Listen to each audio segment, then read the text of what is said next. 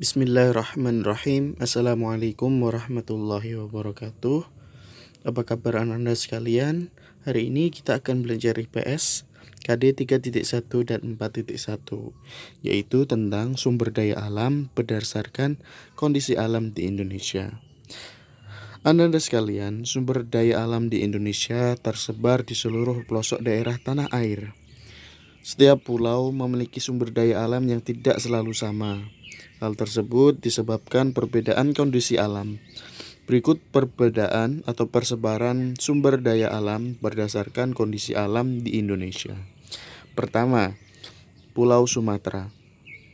Pulau Sumatera memiliki banyak pegunungan. Kondisi ini dimanfaatkan manusia untuk menanam tanaman budidaya seperti kopi, lada, coklat, tembakau, karet, dan kelapa sawit.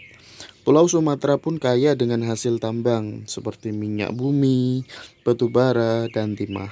Kelapa sawit dimanfaatkan untuk bahan baku pembuatan minyak goreng. Minyak bumi dan batu bara dimanfaatkan untuk bahan bakar. Kemudian yang kedua adalah Pulau Jawa. Pulau Jawa memiliki pegunungan, dataran tinggi, dataran rendah, dan pantai. Daerah pegunungan dan dataran tinggi merupakan tanah perkebunan teh, kopi, dan kina. Dataran rendah Pulau Jawa merupakan lahan persawahan yang tersubur di Indonesia. Salah satunya daerah Karawang yang terkenal sebagai lumbung padi. Pesisir pantai Jawa banyak dimanfaatkan untuk budidaya ikan laut, rumput laut, pertanian garam, dan penjemuran ikan asin. Ketiga adalah Pulau Kalimantan. Sebagian besar wilayah Pulau Kalimantan adalah dataran rendah dengan hutan yang lebat. Hutan-hutan ini merupakan habitat alami bagi hewan yang terancam punah. Hutan Kalimantan dimanfaatkan oleh manusia untuk ditanami berbagai sumber daya alam seperti kelapa sawit, karet, dan rotan. Sumber daya alam ini harus diolah sebelum dijual. Kelapa sawit dapat diolah menjadi minyak goreng. Getah karet dapat diolah menjadi ban. Rotan dapat diolah menjadi kerajinan tangan. Kalimantan juga kaya akan hasil tambangnya seperti minyak bumi dan batu bara. Yang keempat adalah Sulawesi. Pulau Sulawesi menghasilkan sumber daya alam berupa pala dan jagung. Jagung dimanfaatkan manusia sebagai makanan, pala dimanfaatkan sebagai bumbu masakan. Daerah di sepanjang pantai Sulawesi dimanfaatkan untuk perkebunan kelapa. Pulau Sulawesi juga menghasilkan barang tambang seperti aspal. Aspal dimanfaatkan untuk pembuatan jalan raya. Dan yang kelima adalah Papua.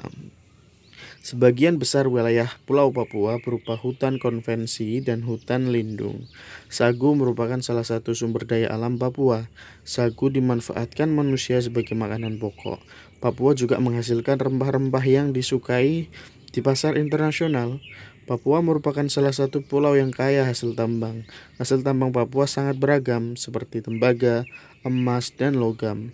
Emas dimanfaatkan untuk bahan baku pembuatan mata uang dan perhiasan seperti anting, cincin, dan gelang. Nah, itulah anak-anak sekalian, sumber daya alam berdasarkan kondisi alam di Indonesia.